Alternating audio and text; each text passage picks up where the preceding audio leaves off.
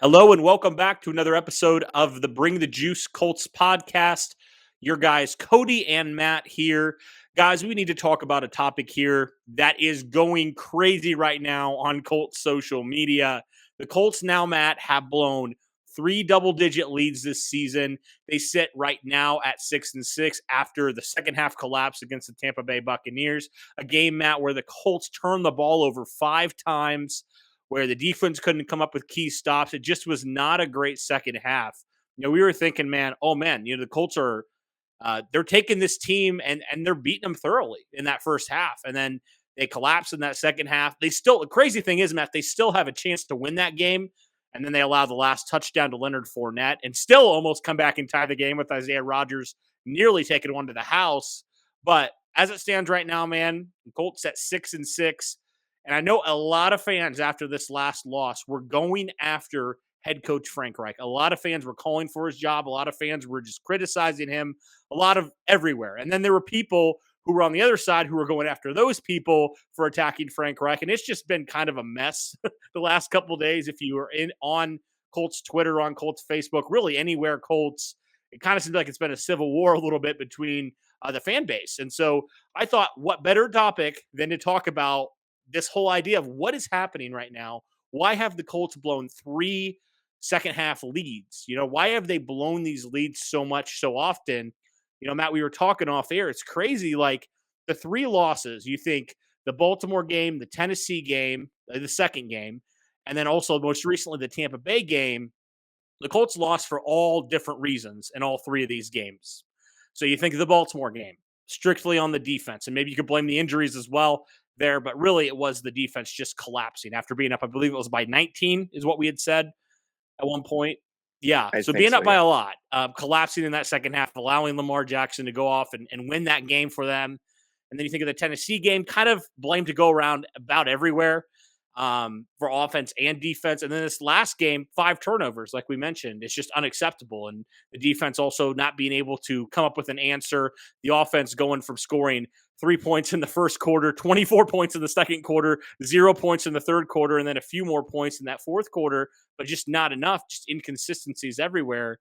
So, Matt, what in the world is happening with this team right now? What is, in your opinion, is the reason for these losses? So I think at the end of the day, and this isn't just for the games that have been blown away, I think this is in other losses. It comes down to just the defense. Because, you go to the Ravens game. Yeah, if Blankenship hits one of those kicks, whether it's an extra point, a field goal, whatever, we still win the game. Sure, but the defense allowed 19 points. In the Right. Titans game. Yeah, the offense didn't have the best day. Frank Reich, yeah, there were some play calls I didn't agree with, like, what ended up being the pick six back in their own end zone against the Titans. Didn't Right. like that we did a screenplay, or screen pass play there, but Right. still, the defense allowed over 30 points in that game. And then you go to this game, and yes, we had a lot of turnovers. That played the biggest factor in the game, but we allowed 38 points. And I know a lot of those came off of turnovers. Defense was in bad situations, but defense has allowed a lot of points. The offense, I believe, is top 5 in the NFL, Oh, yeah. and we're 6-6. And the defense is allowing over 30 points. Like when you score 30 points as an offense, you should be winning those games. It doesn't matter who you go up against. And they did that this week, scoring 31 points against one of the best, if not the best, defense in the NFL. So I think at the end of the day, yeah, there's games or certain things also factored into it. Some of those things may have played a bigger factor, but it comes down to the defense at the end of the day. So I I don't, think we need some Frank Reich yeah. or Eberflus. Yeah, yeah. I don't necessarily in this last game fault the defense as much. I fault the turnovers like we talked about. Yeah, yeah. You put your defense in bad positions a lot in this game, but I do fault the defense for that last drive where they Yes. basically Tampa Bay didn't even get a third down on that drive, right? And that's Mhm. like the game right there. And the defense just seemed like they were playing with no urgency. There's continued to be this lack of pass rush with this defense. Quiddy Pay has really been the only bright spot at defensive end right now for this Colts team. And that's bad, man, Oh considering yeah. all the resources that you poured into this defensive end position right now. And Mhm. honestly, as much as I love Ballard, he's whiffed on those, a lot of those guys. Right. And it sucked, man, because like you feel like he put so much into it and got so little out of it. And I do feel like defensive end. I know it's funny. I know Robert Mathis replied to my Yeah. tweet Yeah. yesterday because I was talking about it was funny. I was just saying, rank these positions of need. I included defensive end in there. He kind of thought I was meaning, I guess, to say draft one. I don't necessarily think that's the case. I know we were talking a little bit, Matt. Like, I feel like you need to go sign some proven veterans. Like, I think losing to Nico Autry was a bigger loss than a lot of people are willing to admit, because you do think if you had Autry and you had Kwity Paye, who's been playing well, who Mhm. knows how many more of those games could have swung in your favor, right? In Sure. those late critical moments. So I think pass rush is, for me, still the biggest issue. It's wild Right. to think like cornerback. That was probably my biggest concern outside of pass rush. I've Mhm. really had no concerns at the cornerback besides Xavier Rhodes. I mean, I Yeah. feel like right now Isaiah Rodgers, Mhm. Rocky Sin, and Kenny Moore. Kenny's not having the greatest season, but he's always a good player. Yeah. I feel good about the future at corner right now. But Me too. defensive end, I feel like you maybe need to do some work there in the Yeah. offseason in free agency. How about you? Yeah, I agree. I think we need to add more to our defensive line, especially at the defensive end spot. Look, I love Robert Mathis. I really do. It was nice to see him get in, put in the Ring of Honor. That was really cool. But we need more edge guys. I think Dio can become a really good piece to the defense and the defensive line. And I'm giving him a pass this year because he's coming off a pretty significant injury. It's his rookie year, so he's doing good things, but I'm not expecting him to light the world on fire right away. Right. Once we get to next year, the year after, then we'll have a better idea about Dio and if Chris Ballard is right, because he's never been as energetic about a draft pick as he has been about Dio. Hmm. But really, I bring back Lewis. I like Kamoko Toure. I know there's a lot of injury stuff with him. If he has another year on his contract, obviously keep him, give him one more shot. But you got to add to that defensive line. You got to add more edge guys. That is probably the most important piece to a defense in general because, we saw in the Tampa Bay Kansas City Super Bowl, you Mhm. know, who won the game? It was Tampa Bay because they were able to get a ton of pressure. Kansas City, not so much. Those edge guys in Tampa Bay were a big reason why they won the game. So you got to add to that defensive line, get some more edge guys there, maybe add some interior guys and come off the bench, give Grover Stewart a little bit of a rest, DeForest Buckner. I'm fine with where we're at right now at cornerback. I agree with you. I think Isaiah Rodgers is going to take over for Xavier Rhodes. Yeah, Kenny Moore is not having as good of a year, but he's still making an impact nonetheless. And then Rocky Sin has really stepped up and kind of became who I was expecting him to be, which is a good cornerback. And I think safety wouldn't be a bad option to look at because with the injuries and stuff, you might want to have somebody in there that can be reliable to come in just in case Blackman gets hurt again or Willis goes down. But I do agree with you. Defensive line, specifically the edge, is the most important thing for the offseason. Yeah, it has to be, man. You have to Yeah. be able to get to the quarterback. We even saw in that Tampa Bay game what helped swing that game back in Tampa Bay's favor. Mhm. It was the Shaq Barrett, Yep. that strip sack that ultimately turned the tide in that game, and the Colts just couldn't recover after that. Right. And so you think if you have a player like that, it doesn't even have to be Shaq Barrett. If you have a Mhm. player that can do that situationally, where they can turn the tide of a game like that, I mean that changes. I think that's the reason why the Colts right now, man, a big reason. There's other reasons which I'll get to, but a big reason why the Colts right now, instead of being an 8-win football team or a 6-win football team right now, Yep. because they haven't been able to get consistent pressure. They've allowed guys like Brady and Lamar and some of those guys to just have all the time in the world to find guys, and go Right. make plays. They haven't been able to find consistent pressure off the edge. I do like what Kwity has done. I do think he's come on strong the last couple weeks. He's had 3 straight sacks in 3 straight games, so I like to see that progress. But let's be honest, he's just a rookie. He's still Yep. figuring it out himself here. Same goes with Dio Dengbo. I do feel like you need more of a veteran presence there at defensive end. Just do something there to help out your guys because you've tried the youth route this year Yeah. and it hasn't really panned out for you. You thought maybe this is a year Toure or Banagoo or any of those guys really comes out and establishes themselves as that number one pass rusher, and nobody really has at this point Right. from those former second round picks. So yeah, I do think the move is just kind of not scrap it necessarily, Mhm. but really kind of move on for some of those guys and find some guys that can actually give you some instant impact. But another thing, Matt, that I wanted to kind of talk about why I think the Colts have blown some of these leads is also because situationally they've just been very poor at certain points. Right. Like when you need to win these games or you need to make a play in these 3 losses, they just have come up short. Like you think the Blankenship missed field goal, right? A couple missed field goals in Mm. that game. Now I know he was injured, so you want to give him a little bit of maybe a little bit of a pass there, but Right. like that kind of stuff. Eric Fisher allowing that strip sack, Naheem Hines fumbling the ball like the red zone. Yeah. Things like that. Zach Pascal, after you get a first down, fumbling the football, committing 5 turnovers, doing all these things when you absolutely should not have done that. Carson Wentz, throwing that interception or whatever it is. Seems like consistently when it's mattered, the Colts have not been able to come up with the big play. They have not been True. able, in these 3 losses, I should say, they have not been able to turn the tide in their favor. And Right. they've collapsed and they haven't been able to finish games. Mhm. Frank Reich even said as much in his presser. He said, I have to figure out a way to help our team finish games. Right. That has been I think if there's something that is within this season, I think that Tampa Bay game perfectly encapsulated it. You're a very talented team, but you haven't been able to finish all year, and that's the reason why instead of, the potentially number 1, number 2, number 3 seed, you're now on the outside looking in right now Mhm. for a playoff spot. That- So, And I mean, if we yeah, don't blow those leads, if we hold on to them, we're first in the AFC. Like, yeah, because we have the tiebreaker over Baltimore, we have the yep, tiebreaker over Tennessee, which I mean, at this point probably wouldn't matter because they would have been 2 games behind. But still, we would have the tiebreaker over them, and then yeah, Tampa Bay, we don't get a tiebreaker. This wasn't the most important game on the schedule, but still, if we finish this game just like with those other games, we're number 1 in the AFC. We're yeah. ahead of Baltimore by a game, and all we have to do is just win the games that we should win, and we'd be fine. We would at least win the division, but especially with the whole Derrick Henry being out, who knows how long he's going to be out.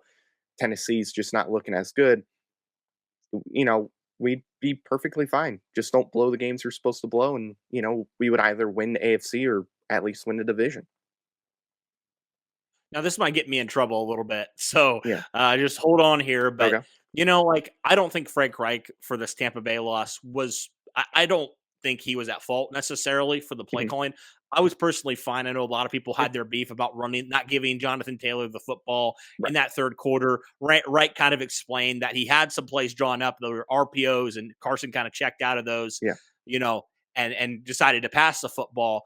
But I think, when I see fans, and somebody brought up a good point, and this might get me a little bit in trouble here, but like people have said, Frank Reich has never won a division title. We've won 1 playoff game. Yeah. And, really hasn't done anything of note. I love Frank Reich Me as a too. person. I love him. I love him as a play caller. Mhm. But I think that am I wrong in thinking that that's kind of valid? Like we haven't done anything yet with Frank Reich at coach. So I guess Right. I don't know if I necessarily agree with all the crazy takes about Frank Reich, but I Yeah. get the frustration. No, I get it. I get it too. I understand why people would be upset, but we still got to remember Frank Reich has not had the same quarterback for more than a year. We True. go from Andrew Luck, which we assumed if Andrew Luck would have stayed, yeah, he retired, did what's best for him. Totally understand. It's nice to see him at the Stanford game, and it was nice to get a W in that game. But you know, if he would have stayed the following year, I guarantee we would have won the division. I mean, we were considered Right. potential Super Bowl favorites in that year. Then we go to Jacoby Brissett. It's an off year. Jacoby Brissett, he wasn't the quarterback that could lead us to a division title, even though he had a really good start. A lot of those wins, they weren't like big wins. The Atlanta game was a big win, but every other win was really close. And, we were really close to losing those games. But had Jacoby Brissett, then we go to Phillip Rivers, and now we're on the Carson Wentz. So I give him a pass because he's probably had to change the offense a little bit to fit each quarterback's, what they do best and whatnot. So I give him a pass there.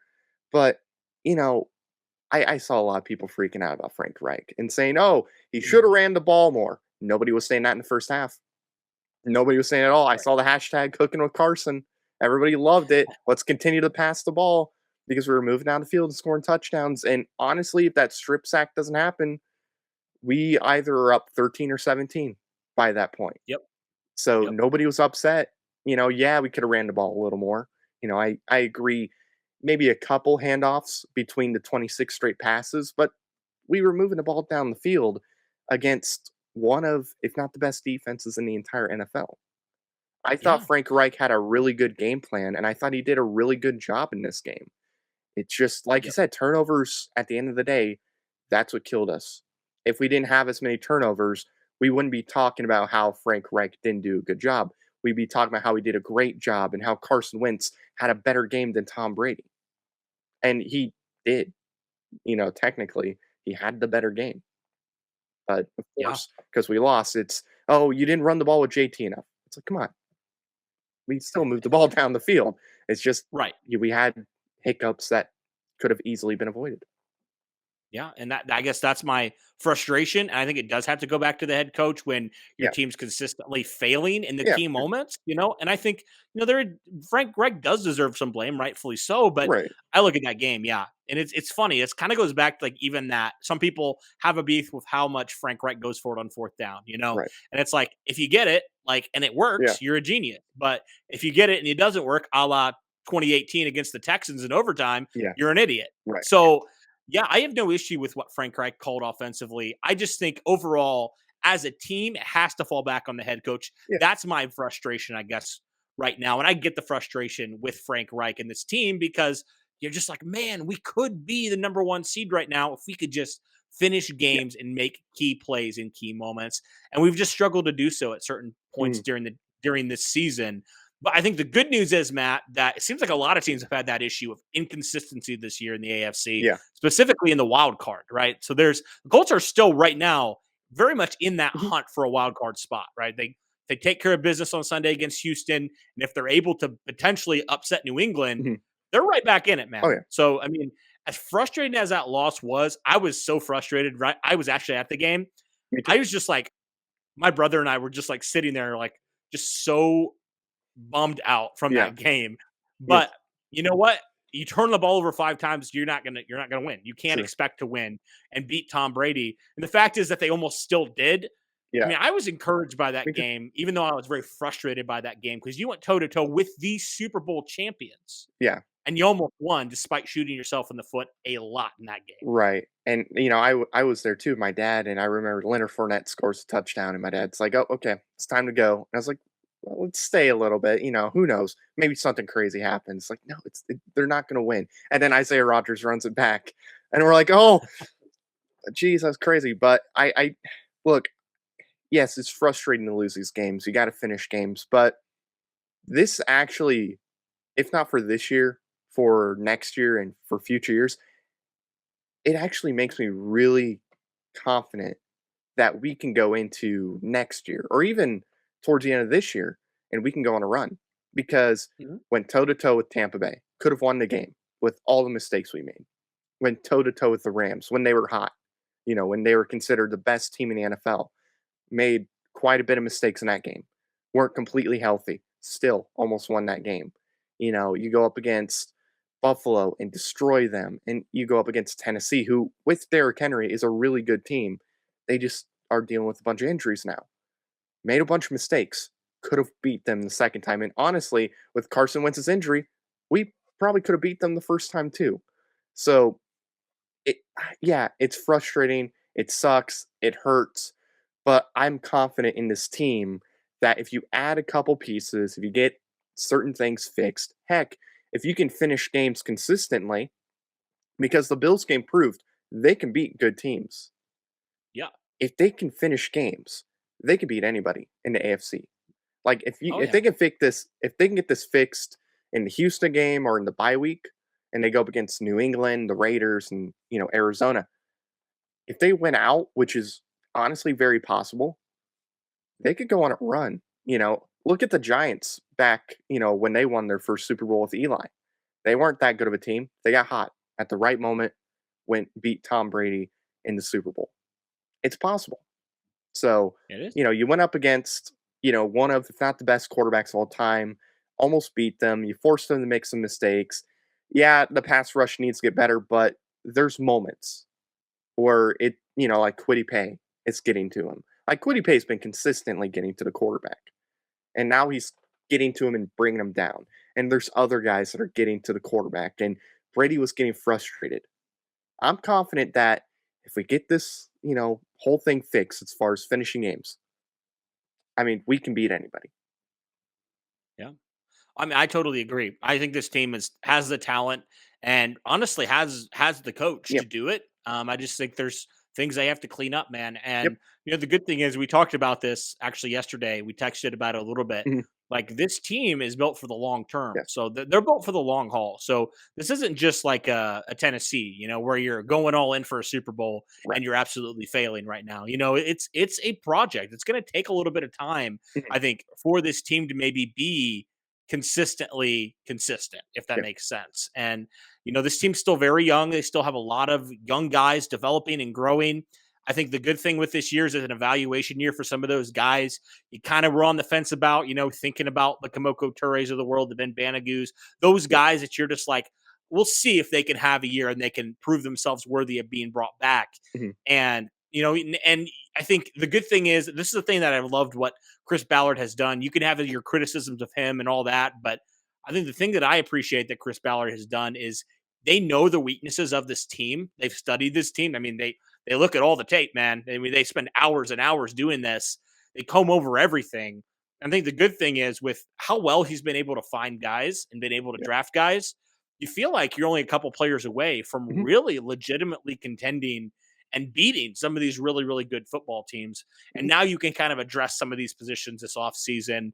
I mean, I think you continue to fix certain positions. There's other positions you still have to address, but Mhm. you're right there, man. You're right there with pretty much anybody in the AFC in terms of talent. I really Yeah, believe that. definitely. Just, like we were talking about yesterday when we were texting, if one of those really good receivers fall to the second round, which is possible because it's a really good draft class, maybe Garrett Wilson falls or Olave falls or, maybe David Bell for whatever reason falls. Get somebody, or there's the USC guy. I mean, there's a bunch of guys out there. Get somebody that can be a number two receiver and then add, a defensive end and free agency. I mean, they have a lot of money. Even after Nelson, they're going to have a lot of money.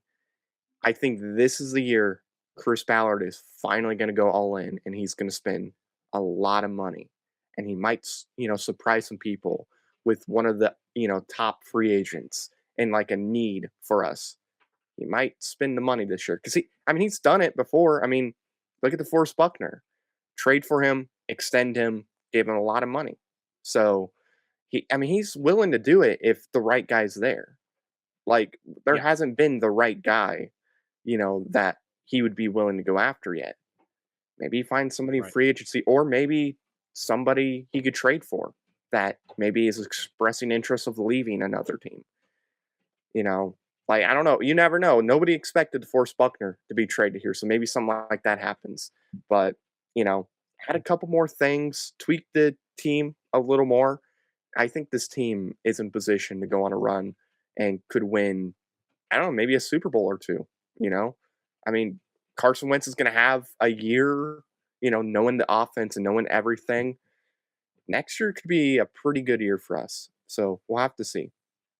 We'll have to see. Yeah, I mean, you have to go out there and do it, And the team has the talent, but they just haven't been able to finish so far. And I think the thing about and I know it's a little bit too early still to start thinking about Mhm. draft and stuff like that, but I think I kind of look at the position groups here. There's a few things you might add, you might tweak a few. Yeah. I honestly personally think wide receivers something you really need to address hardcore this offseason. Yeah. But you kind of look across the board, even from like 2019, when the Mhm. Colts were coming off that 7-9 season. I personally feel like this team is heads and shoulders more talented Oh than yeah. that team was. You don't really have a lot of glaring weaknesses on this team. Right. There's a few positions I'm like, yeah, you probably should add a guy or two. Wide receiver, maybe you add a couple more than that. We'll see. But overall, I feel like this team from 1 to 53, I mean, they have a lot of talent. They have a lot of talent and not as many holes as a lot of people Mhm. want you to believe. So, Yeah.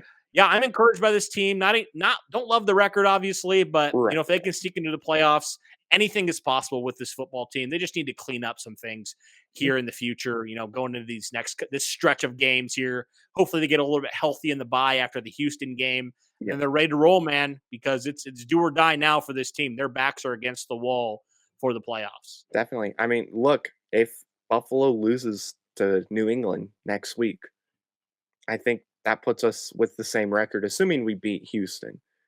That puts us ahead of Buffalo now. So it and it was weird seeing a lot of Colts fans at the game cheering when New England was beating Tennessee. It just didn't feel right. I understood why, but it didn't feel right. But yeah, look, we're down like a game, I think, if that, from the seventh seed. I mean, heck, I think even if we lost, there was still a chance we could have been number 7. Just with how everything was placed, with Pittsburgh falling behind us, and if other teams would have lost, then you know that might have put us at 7 even. So just win the games you need to win. You're gonna have to beat the Raiders or New England, preferably both. I think it's possible. Just keep doing what we're doing. Show some other free agents that might be looking for a contender that, hey, if you come here, this team might be able to contend for something. So just keep doing what we're doing. Get this whole finishing games problem fixed, and I think we'll be golden. Yep, absolutely. I agree with you 100% there. But I want to hear what you guys think. What do our listeners think? I'm sure there's a lot of emotions still running pretty high for some people. So love to hear your opinion on this team right now, why they've been blowing leads, the future of this team, anything and everything in between. Let us know in the comments below. Thank you guys so much for tuning in. Really appreciate all your support. And as always, go Colts.